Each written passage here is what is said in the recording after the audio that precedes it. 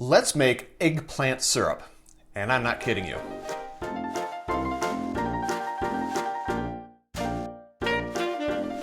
Hi, I'm Jer. Welcome to Kill-Divill, where we focus on rum and cocktails. Today we are going to make eggplant syrup. If you're new to the channel, welcome. If you're returning to the channel, welcome back. In either case, I hope you enjoy this recipe. The first question on your mind probably is, why the heck would you make an eggplant syrup? Well, let me tell you. I posted a short about flavored mojitos, and I asked people what their favorite flavor mojito was. And Sunny5731 suggested, or said, that their favorite flavor was anchovies and eggplant. I'm pretty sure that was a troll. But then I was talking to my friend Rob over at Rob's Home Bar, and he said, yeah, you can make a syrup out of anything. And I thought, this may be interesting. So that's why I'm making an eggplant syrup. Note from the future, as you can see by the bottle I'm holding in my hand and the picture I'm going to impose on the video here, this recipe does not make a lot of syrup. I'm guessing it's about 3.5, maybe, yeah, not even 4 ounces of syrup. The reason I went this route is because eggplant doesn't have a very strong flavor, so I really wanted to concentrate as much of that eggplant flavor as possible into the amount of syrup I was creating.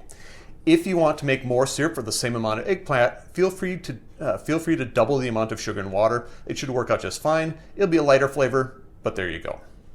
Now, you may be wondering how this tastes, and it does have an aroma.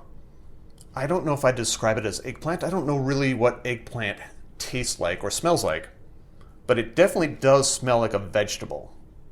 And that's probably the best I can say. How about that's the smell, how about the taste? Again, I would say it tastes like a vegetable. Again, what does eggplant really taste like? I don't know, but this is a sweet vegetable. And to be honest, it's not horrible. To make this recipe, we're going to start by chopping our eggplant. There's the leaves on top. We're going to get rid of those. And then I'm going to cut it into small chunks. And I'm going to keep the skin and everything. This will take a moment. I'll be right back with you. Now that my eggplant is chopped, I need a measurement, which is why I have it in my handy-dandy measuring utensil. And this one carries, the top line is 4 cups. So this is probably about 4.5 cups. I'm going to round it off to 4 because the proportions on this one aren't as critical as far as how much eggplant goes in. I'm going to put it in my saucepan. And the proportions I'm looking for are 4 to 1 to 1. So 4 cups chopped eggplant. I don't know if this is chopped or just cut into pieces. 1 cup sugar and 1 cup water. So I'm going to put the sugar and water in here, and I'll meet you over at the stovetop. Now that we're at the stovetop with 1 cup sugar and 1 cup water in the saucepan with our 4 cups of eggplant, I'm going to turn it on to a low heat. Medium-low. Let's do a medium-low. And I'm going to stir continuously until both the sugar dissolves and the eggplant is cooked all the way through.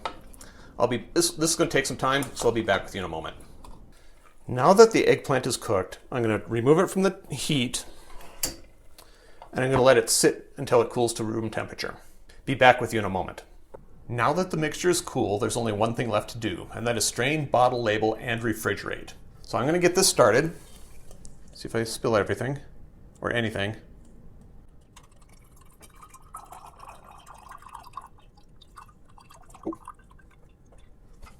And so this is going to take some time, and while I'm doing that, I'm going to label my other bottle. I'm not going to label my other bottle. I'm just going to put the type of syrup, which is eggplant, 1 to 1, and the date, which is December 12th, 2024. And that's it. Eggplant syrup. Enjoy. Question of the day, do you eat eggplant, and why? Let me know in the comments down below, because I don't understand it. Note that there are ways to support the channel if you're so inclined. I have t-shirts. You can have a t-shirt if you want one. Contact me through any of the social media links down below. We'll make sure you get a t-shirt. And while you're at the social media link, you might as well follow, subscribe, do that sort of thing.